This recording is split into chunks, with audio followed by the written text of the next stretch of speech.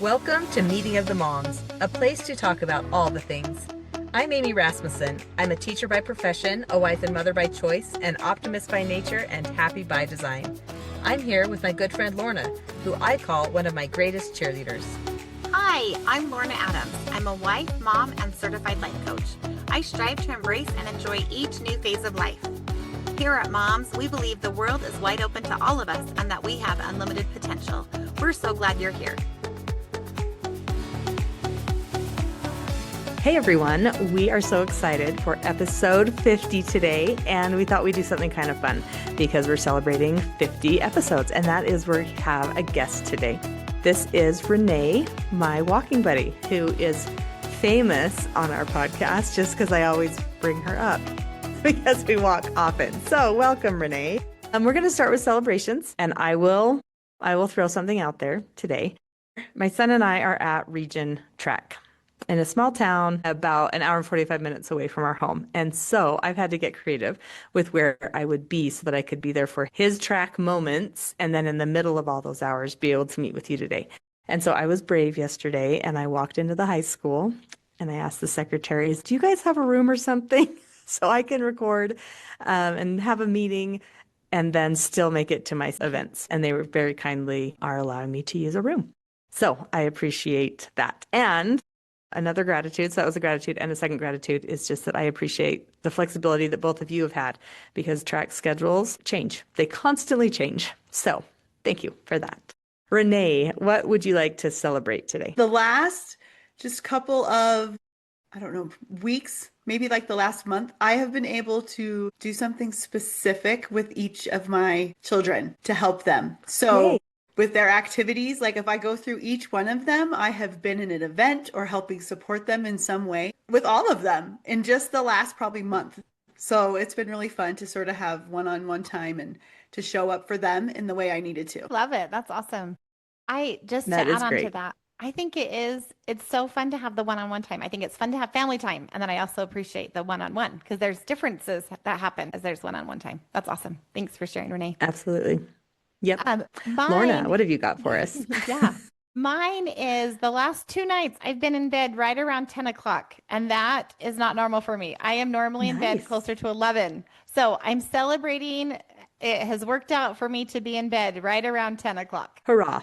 Hurrah for all of us. I love the varied celebrations we had today. So the fact that one is like personal commitment to something that's working for you, another one is showing up for kids, and another one is being able to fit in something that's important to me while I'm still trying to support a child. So that's kind of fun that we had all those. The next thing we wanted to do is we wanted to place everyone for a minute in where we are in motherhood. So we're each going to share something to give you a little picture of what motherhood looks like.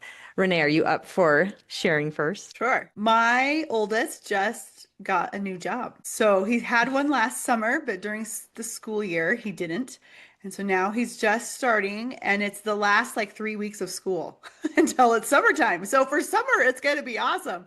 But he started now, and his grades and his time management have to change now because he now has to be somewhere after school more than he was used to. So we are working through this new phase together of how can I support him the best and teach him things he needs to learn without like being completely controlling and telling him what to do and giving him the independence. He's 17, so he needs that independence level, but we're navigating a whole different phase. Like his first day of work was yesterday, so he still has homework he has to do and get stuff turned in for school. So we are navigating this experience together, and we will see what the success looks like in a couple more weeks, how well we did. Yes, well, good luck. Good luck with that. So my place in motherhood right now is that my daughters, all three of my daughters, have been home for about 2 weeks from college, and then they're all moving out. So daughter number one left over the weekend, and daughter number two left over the weekend to go to a new apartment for one of them, back to their old apartment for another. And then daughter number three is also moving out this weekend. So I am just in this place of lots of movement. And this will be the first summer that I only have one child at home. So this is all feeling kind of fresh and a little bit sad, and it'll also be great. I totally believe it will be great. But right now I'm just sitting in this space of a little bit sad. So that's where I am. Can understand that. I'm going to share something. Lorna, when we were exercising, you mentioned to me, I just came around the corner and all of my kids' cars are parked in front of my house. And then you said they're all backed in, parked, and they're facing outward. And I had this moment because I knew this week was coming. And I thought, oh my word, how cool is that? That they're all home and yet they're also all facing outward because they're at that age. And it's both sad and tender and also amazing because your kids are doing good things, wonderful things. But I thought that visual came to mind again as you were sharing that today, that it is a hard place to be, I think. Yeah.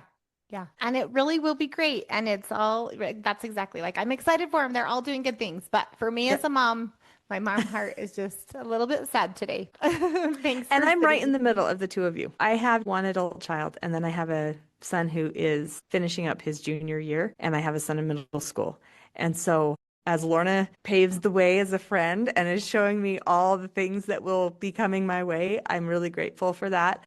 And I'm having some moments with my oldest where I think I'm not ready for this yet. And it's all good things. And I absolutely want him doing those things. But also I'm going through my own personal stage of development. And I told him that the other day. I said, so just so you know, when I'm acting weird and awkward, it's because I still have a stage of development that I need to go through. And you're the oldest. And here we are.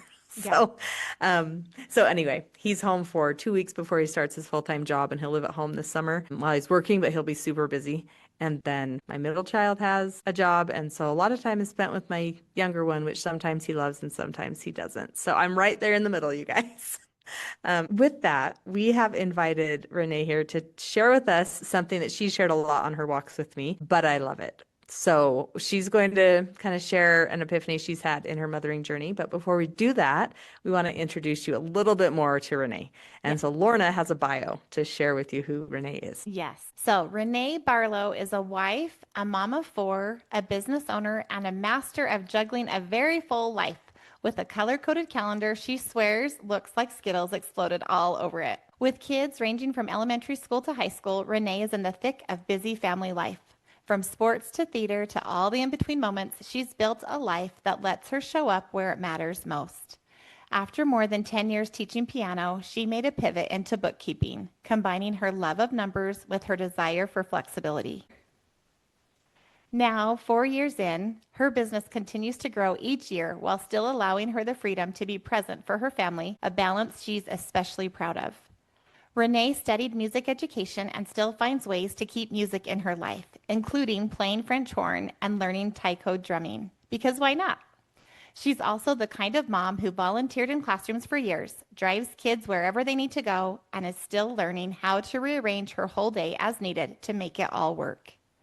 Married for nearly 22 years, Rene has navigated both joyful and challenging seasons, including a very intense start to motherhood with her first child's premature birth. Those experiences have shaped her perspective, deepened her resilience, and influenced the way she approaches both motherhood and life. At her core, Rene is passionate about the power of and, the idea that life can hold multiple truths at once. She lives in the space where things can be full and meaningful, busy and beautiful, challenging and rewarding, all at the same time. And in the midst of it all, she'll be the first to tell you there are almost always dishes in the sink, and she's probably choosing something else over doing them. Welcome, Rene. We're so glad to have you. Thank you. I'm so excited to be here. And I love that all three of us, I think, have that same last line. There are almost always dishes in the sink, and we're choosing other things over doing them. Yes. So I didn't think about that until just now that we all have that similarity. Rene, at this point, we are going to throw it over to you to explain what you're going to share with us today, and then we'll jump in as we desire. Are you ready to go? Yeah. It's really fun to be here because I am Amy's other walking partner. So the day she's not walking with Lorna, she walks with me. So I hear little tidbits about Lorna, and she probably hears little tidbits about me. And so Amy is our connector, which is so fun that I can be here with both of them at the same time. So Amy asked if I would share the thing I have learned and come to value and use a lot, and I call it the power of and. Almost 2 years ago, actually, I think it was in the month of May when we're recording this.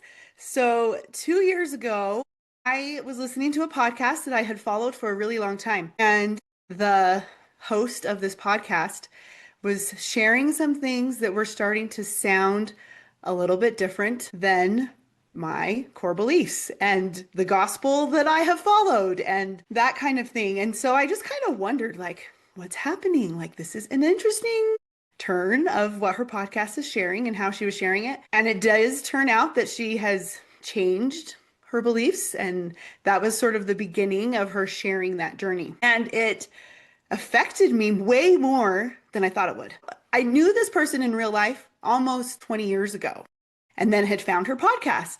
And so I'm like, why is this affecting me? It's just this person's podcast. It doesn't have anything to do with me personally. But it caused me to have to kind of examine, I guess, my testimony, my beliefs on a deeper level in a way. And through that, it was a really rough couple of days, even a couple of weeks, as I was trying to figure out why was I wrestling with this and what did it mean? Did it mean anything? This was a whole new feeling to me. And I came out with that realizing that you can have and in this in your life in just about every place. I could really, really still believe over here and have this wrestle going on over here. And the wrestle I eventually decided it was this part of my foundation of my testimony that needed to be strengthened. And it was still okay. Here was everything else and it was still strong. And this little corner was just having an experience and that was okay. But I never really heard that anywhere in church or anywhere else, right? So it was like, well, why is this going on? And by realizing that it could be both things at the same time, it was comforting to be like, oh, nothing is really going to happen. My whole castle's not falling down.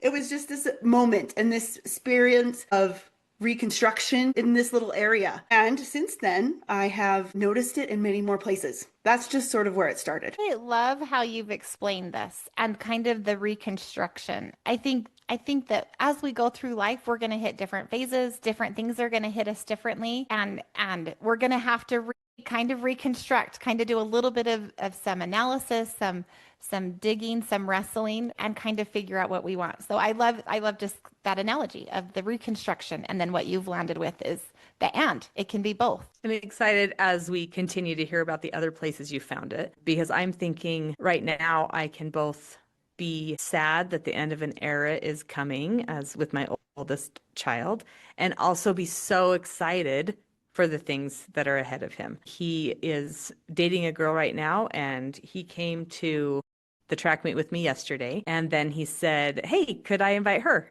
And I said, sure, let's do it. And so also this idea that it's like I can enjoy the time I have with just him, and I can enjoy the time when they both come and participate in things. And that's part of my own motherhood journey and my own life journey and my own stage of development, seeing how that end works out. Well, and with that, I feel like that phrase of good and hard has been something that has resonated with me for the past few years. I think I'm right there with you, Rene and Amy, in the and. Tell us more about some of the other places you found it, Rene, that come to mind. Let's see, last summer, things happen a lot in the summer. As we mentioned, I'm a bookkeeper and growing my business and learning and doing all these things. And as we approached last summer, I was like, how can I do both? Can I do both? Can I still grow my business, not just kind of maintain it, but can I do something to improve it and grow it and still have that chance to make memories and do the things with my family? And so I had that kind of a wrestle again, right? A little bit of like, ooh, can I do this? And I listened to another podcast. I love podcasts. And she was talking about what would you give yourself permission to do, your younger self? And a lot of them came with this, I can do both. It can be an and. Almost through the whole podcast, that's what they were saying. And so I decided that's what I'm doing. I am embracing the and. I will work on my business and I will do things with my family. And I did. I went to girls camp. I went to the summer games. I did a thing for myself where I go with my mom and my sisters. I did all those things. And I created a webinar for my business. And I developed everything to start for the Power Hour that I launched in September. I wanted to launch it in June, but that was going to cause too much work and too much stress. And so I made the decision, no, purposefully wait until the end of summer and do it in September because it allowed me to have both. where if I would have like pushed it and tried to launch that in June, it might not have worked the way it did. So I found that I can do the mom thing that I want to do and and I love and being with my family, and I can still grow a business at the same time. I love something you just said about the fact that you had wanted to launch the power hour you do in June. But what you realized is that and doesn't mean all. It doesn't mean you're doing everything right now in this very moment. So and still provides opportunities and the necessity of some trade-offs and some juggling and some adjusting. And maybe that's part of it too. Part of the power of and is recognizing and doesn't mean everything right this second. It sometimes means if I want the and summer, I can actually be the boss of my own business, and bump that to September. And then I actually feel more fulfilled in both places than if I'm trying to do all. So I thought that was kind of a cool insight that and doesn't always mean everything at once. I love the idea of the intentionality, choosing intentionally. June isn't actually going to work out as well. Let's do September so I can. So I love just that intentionality also. I think it sounded, as you described it, it didn't sound like oh my gosh, I guess I'll just bump it and I'm unhappy. But I love I can't remember the phrase you said now, but I like the phrase you used where you said, okay, let's postpone this on purpose or with purposeful planning, something like that. And I think that's where the power comes from, is when we take a minute and we look over all the things and then we make the intentional choices, rather than feeling like everything's coming at us so fast that we either have to just do the either or thing or we have to do all. And instead you're like, okay, this is how these pieces can go together so that it will build the life that I'm wanting to build. It makes me think of the fact that you love Legos, Renee. Lorna doesn't know that, but Renee does love creating things with Legos. By the book, though. By the book. She Okay. follows the instructions. But you're doing that in your own life. That's cool. I would say another example that I have that it all goes with the and. As a bookkeeper, January to April is where all of the things happen.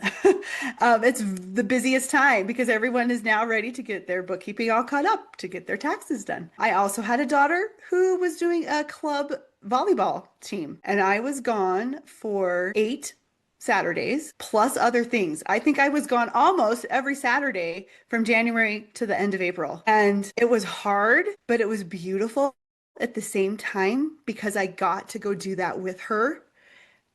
And then I still had to figure out how to do the rest of life, right? And that didn't always run smooth. Sometimes it looked really bumpy and really not so great. And it was like, what's for dinner? I don't know. Good luck. Like everyone just Food. figure something out, eat cereal. I don't know what we're eating for dinner today. My husband does cook dinner a lot, but if I haven't like planned what he's cooking, sometimes he can figure it out and just be like, this is what we're doing. And he can do it. And other times it's like, I just don't know. Should we order pizza again? So it was really good. And it was so fun to go and do that with her, even though it was the busiest time of year for me in work. And it did not look perfect. And it was still very messy and still really real. And by the end, I'm like, I am tired and exhausted. I wonder why. Oh, you haven't been home for like 3 months, it felt like. So, but just knowing that the and is there. And it's okay. And doesn't mean perfect. It just means this is where we're at. And Well, you can accept that. And totally. beautiful. I like that there are seasons that are going to be messier and almost even not that we always can choose those messy seasons. Maybe you didn't even realize each weekend was just going to pile up to, yep, all of these weekends I'm out.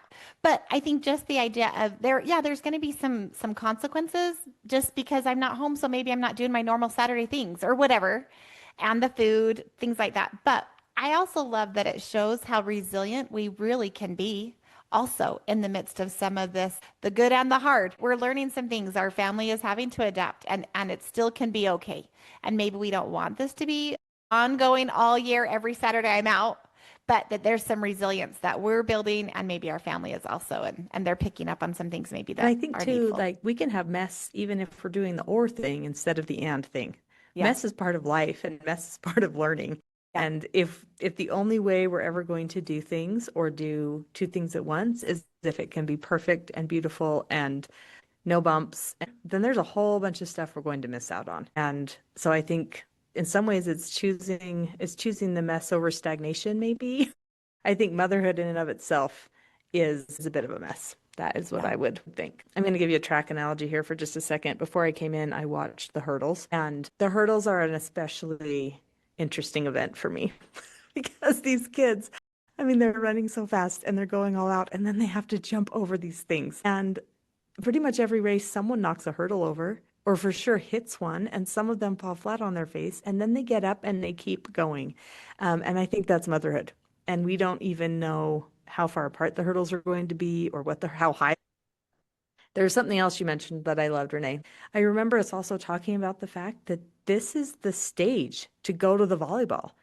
This lasts such a short time. I love what Gretchen Rubin says about the days are long, but the years are short. And it does feel like a crazy 2 months when you're gone every single Saturday. It's felt like a crazy 2 days to be traveling both days to go to this region and track meet. And yet these are the days that I have. And I know how fast it's going to go because I just did it with my oldest. And I'm going to be happy as I look back and I get to see the pictures I took and the collage I made my son. I made a collage this morning instead of getting ready like I was supposed to be getting ready. And I put a quote on it, the Brene Brown quote that she uses all the time from Theodore Roosevelt about daring greatly and showing up. And he's not winning all of his races. And so I just put that together for him to say, I'm proud of you for showing up. Keep showing up. And I'm glad I did that too, instead of doing some other things this morning. So I love all of that too. Well, and even that, Amy, I think like deciding that that's what I want to do right now with my time. I just think that's helpful with, this is the kind of mom I want to be, and maybe I'll be behind on a couple other things, but this is okay. This is what I'm choosing to do. Another thing that came up when Renee, as you were telling about some of your experiences, I think we're taught that you can only have one priority. You can only have one important thing. And I think as a mom, that makes it really hard to be like, how can I only do one thing? If mothering is my focus, then nothing else can happen. And so I can see there is lots of value in putting focus in one thing, but I think we really can have space and bandwidth to do different things if we want to. Yeah, that probably has been the biggest challenge almost in running this business. I did start bookkeeping and from piano lessons to give me the chance to do that more. When you have piano lessons, it's every Tuesday at 3:30, every Thursday at 3:30. There was no flexibility, and I knew my daughter was going to be in high school, and so far she's the one who's done the most activities. My oldest son has done some, but he's not in a sport, so it's different. And I knew that was coming. And so to make that choice of how can you still contribute to the family and still be a mom that I want to be at the same time. That's why I became a bookkeeper.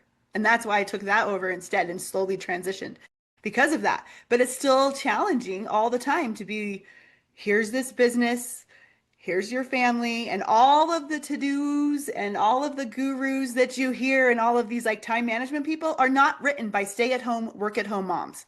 None of them are.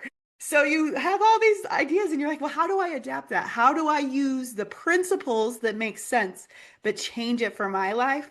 So I've been, experimenting and trying, and you can ask Amy, can attest how many different weird schedules we come up with and all these things that we keep trying because I want to do both and I don't want to give up on either of them. And so you just make things work, right? You just work, which plate needs to be spun right now, which one is the glass plate that I can't drop, which one is okay to be a slow burning in the background. And it's more of alignment. It's not balance because nothing is equal, but I can keep my life aligned in what I want my priorities to be because it's not just one thing. Yeah, that's great. And I think alignment, that's a fun way to look at it rather than the priority, the one thing. Like, anyway, that's good. I like that. I think what's so interesting too in motherhood specifically is that as much as you plan a day out, all of a sudden you have a sick child, or all of a sudden you have a child who is like, hey, so just so you know, tomorrow I need this thing for band. And you're like, what? When did you find that out? And they're like, today. Or you find out that well, yesterday my son was in the preliminary race and then he made the finals. And so today I was going back and forth, not knowing if I was going to also be watching his final race, which of course I wanted to watch. But every day there's stuff coming at you because you're basically running a small business that is your home. In addition, Renee, for you, to your small business that is your small business. And you've got all these little people. You've got this tiny army that you created yourself, and they don't always just do the things you expect them to do. And the way I want to show up is not like the cranky mom who's like, you're supposed to fit the plan I made on the paper. So here's where your slot is. And here's what you can do, because that's not real life. But I think it's something that makes it especially interesting when we look at those productivity gurus, which you and I both love to do, and then realize, but they are in a different context. And in this context, we've got to open up and loosen up a little bit to seeing how we want to do it. Well, and it's interesting because, like, even my phase of life with doing coaching, like, I started it as my kids were starting to move out of the house. So even that, I'm a few years ahead of you, Renee, also, right? Working from home. And so it is just interesting how, as life shifts, there's space for different things too. And I love that you were mindful of, I want to be available for my daughter's volleyball, so I've got to make some shifts. And, anyway, just interesting how different life stages require sometimes some shifting or allow some shifting if we want that to happen, and how life, as it keeps rolling, it allows for different things. One of the fun things was that Renee and I had a lot of conversation about this. I'm a big fan of having a mom who's like 10 years ahead of you or 5 years ahead of you, because you get to see some things that you don't otherwise see. So that's something I valued. And then as Renee and I talk sometimes, she watched me with my 2 older boys and she's like, okay, that's busy. And that is coming my way, because her oldest is in the same grade as my middle son. And so we had a lot of conversations about that. And like I said, I really appreciate as you've shared things, Lorna, and I'm like, okay, on the radar, I'm thinking about it. And some things still blindside each of us, but it is nice to have a little bit of a heads up, I think. Yeah, I agree. There was a question that you said earlier on that I made a note about, and it was, what would you give permission for yourself to do? And that was it when you were a younger mom? Like, remind me of the context. Yeah, the podcast host, interviewed people or wherever she was, right? Like, but she asked people, if you could give your younger self permission to do something, what would it be? And a lot of them were like, I would slow down, or I would do this and this, or kind of a thing. And it just gave me that permission for myself to say, I'm going to do both. I'm going to do motherhood and memories and work on some things in my business. And I kind of gave myself permission to do that, because no one else is going to come give it to me. It's not anyone else's to give it to me. It really comes from me anyway. And then get the buy-in from the other people in my household, my little army of people, and let them know these are times when it's like family fun times. This is when mom's working. A lot of the time in the summer, they would get going and doing their stuff. And so I would work a lot in the afternoons, where during the school year, you work more during the morning, or they're all at school. But in the summer, it almost completely switches, because we are home in the morning. And so I can connect with them in the mornings before they all leave and go find friends and go swimming and all of that kind of stuff. So my work schedule looks almost completely different because of what's happening. But I gave myself permission to do both and say it's awesome and it'll be fun and it's going to be exciting, and kind of brought them along for that, I think. So they were like, oh, mom's doing this now? Okay. And they would kind of, I don't know, leave me alone, right, for that moment, and not come and interrupt while I was working on something, because they knew they had their time later. Listen to the podcast that was like last summer, right? When you came across it was that almost right at the beginning of last summer. Okay. I also think, as you were telling us that story about needing to be done with piano, or as you looked at things, you're like, okay, piano is taking up time after school. It's also not allowing me to contribute the amount I want to contribute monetarily to the family with the same hours and stuff, right? Like, as you were looking at that whole piece.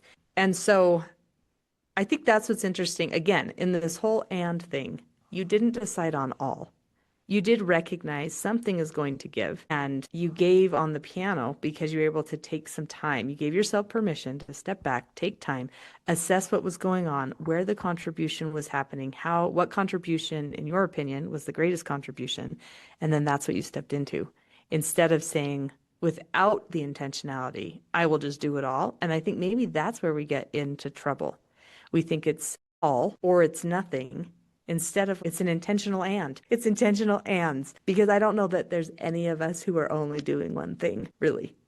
I did not choose to be having income during the time that the kids were younger, but I still remember the year I volunteered and did an after school program and an into school program, and I ran the art thing. Lorna remembers, that was when I lived over by her. And it was a fun, crazy year, but that was a lot. So it's not like I was just doing one thing. And even with 4 kids or 3 kids, you're not doing one thing. You're doing however many stages the kids are in, plus your spouse, plus yourself, plus some friends. There's always Anne. Yeah. Yeah. So good. And I still actually do teach piano lessons. I have You 3 do. students still. You do. So I just consolidated it and Yep. made it like these are the 3 that I can still do.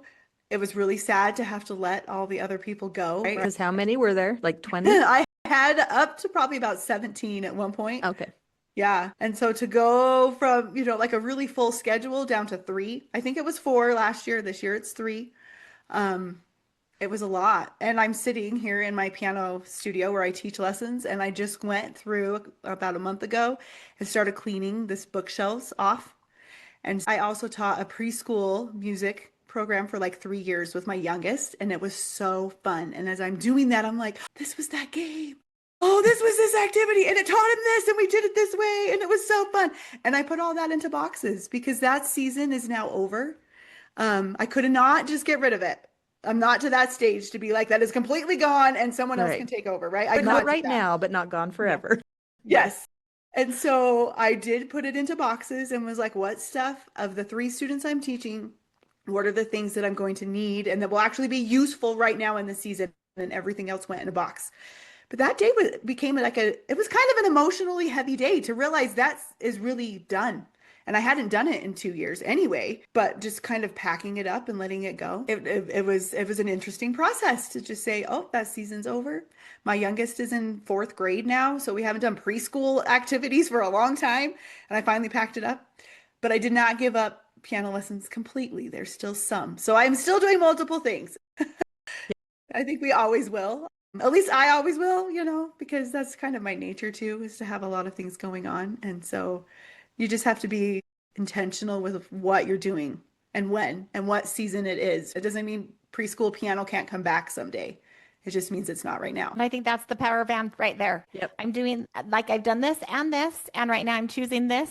I even as you were talking about the sad, as you were sad about the memories and it was kind of a hard thing. And this is what needs to happen too. And this is the next phase that I'm in. So I just love that it is an and. It's the power of and in so many ways. Yep. And I think it's so necessary because if we don't allow the power of and to be there, like, yes, it's sad and this is the time for me to be boxing this up, we actually can get stuck in the preschool music phase and not move on. So we're not doing it, but we're also not moving on. And that's not really where we want to be either. And the sad means most likely this kind of sad means that was a good thing and I'm glad I did it. Because if I hadn't been glad I did it, I wouldn't be sad about putting it away.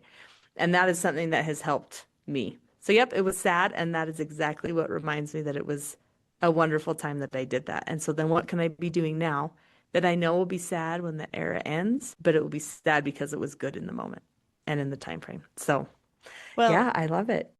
my son has been playing high school baseball, and yesterday was the last game for the season. And so it's like, yay, we have some more time now because we do love to follow and support our son. And it's also sad because it's the end of that phase, that little era. Yep. Any final thoughts? I just think this has just been fun to have this discussion about the power of and to be mindful of all the places where it can show up. And it doesn't have to be a problem. We don't have to just choose one. It can be and. It can be this and this. And I just love opening my mind up to all of the possibilities. And I'm still pondering about this discussion and kind of where it can lead me because of what we've talked about. So thanks so much for sharing, Rene. This has been great. Yeah. I love it. Thank you. It was fun to have this conversation, even though we've kind of had it many times on our walks. As each new and comes up, we're like, Amy, I found another application for and today, which is always fun. But I love what came out of this is that how intentional the and has been for you. It doesn't ever seem like it's just been a real quick, like on the fly, okay, sure, whatever. But instead you've been intentional and then you built something beautiful. So thank you. Thank you for sharing that with us today. Thank you for having me. It was wonderful. All right, everybody, go find your own power of and we'll see you next week at Meeting of the Moms.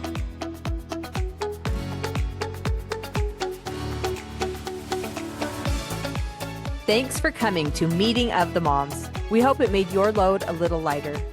We'd love to hear what's on your mind. Send your celebrations, takeaways, and suggestions for future topics to momswithamy and Lorna@gmail.com.